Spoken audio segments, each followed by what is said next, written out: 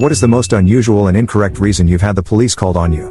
1. My boyfriend and I once got a hotel room for the night, just to hang out and spend time together. We were both in college living at home, and wanted some time away from parents. There was a knock on the door. It was about 5 police officers, ready for action. Quite scary. When out of nowhere you go from canoodling and watching movies, to being frisked and stiflingly questioned, more like accused. Turns out, some very bored, probably paranoid from drugs, nosy neighbors at the hotel had called them saying they heard us planning a robbery, and that we had kidnapped a child and had him held there against his will, and they could hear him calling for help. They also said that they heard us talking about the giant stash of weapons that we had to get the job accomplished. It was quite the story. So good, in fact, that it came straight from a movie. Just so happened, it was the storyline from the movie that my boyfriend and I had rented. Lo and behold, after a good laugh, playing back some scenes from the film, and a check of our room to ensure we didn't have any children tied up, the police wished us a good day and went on their way. They headed straight to the room that had called about us, and gave them a talking to for wasting their time.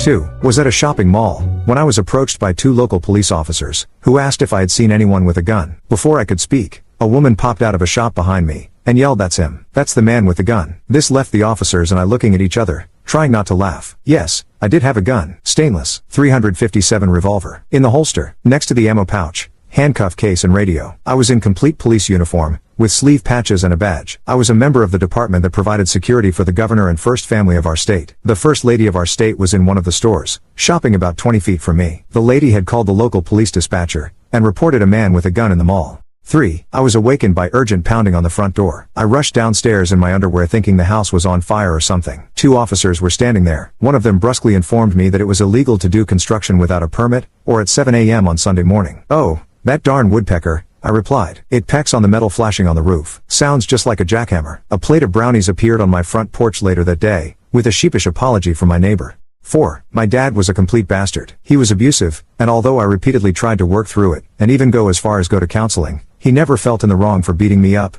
Black eye, fractured both wrists, busted my lip, bruised my ear to name a few, and I wanted an apology. I was at his house speaking to him after my grandmother died, and he was pretty drunk at 10 a.m. We got into an argument so I wanted to leave, but he grabbed my purse, not knowing I had to hide a key. Even though my purse had my wallet, phone, money, ID, keys to my apartment etc., I just wanted to get away from him. I'm sitting at the light a few miles away from my dad's house when I notice police running in between the cars in my rear view mirror. I'm looking at them thinking someone is in trouble. Imagine my surprise when the cop points the gun at my head and tells me to get out of the car. I'm confused, but I cooperate. I get out and then he tells me to get on the ground so he can cuff me. It's like nasty dirty black road in a really busy intersection, but I do it. When they get me to the side of the road, handcuffed and out of traffic, I tell them I am not a car thief, that it's in fact my car. They get the registration and insurance out, and also in my registration, I have an extra license. When they saw that, they were very apologetic and told me that my father had called my